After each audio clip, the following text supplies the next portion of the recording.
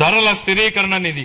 గత ప్రభుత్వం ధరల స్థిరీకరణ నిధికి భారీ కేటాయింపులు చేసినప్పటికీ వాటిని సమర్థవంతంగా వినియోగించలేదు. 2019-24 మధ్య కాలంలో ధరల స్థిరీకరణ నిధికి 7,500 కోట్లను బడ్జెట్ లో కేటాయించినప్పటికీ 5 ఏళ్ల కాలంలో 880 కోట్లను మాత్రమే, కేవలం 880 కోట్లను మాత్రమే 5 ఏళ్లలో ఖర్చు చేశారు.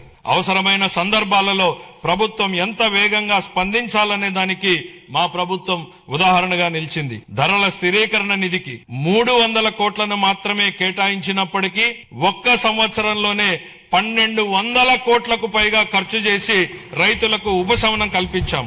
తోతాపురి మామిడి రైతులు, ఉల్లి రైతులు, కోకో గింజల సాగుదారులు, పొగాకు రైతులకు తదితరులకు మద్దతు అందించాం. ఈ 26-27 ఆర్థిక సంవత్సరానికి గాను ధరల స్థిరీకరణ నిధికి 500 కోట్ల రూపాయలను కేటాయింపును ప్రతిపాదిస్తున్నాను.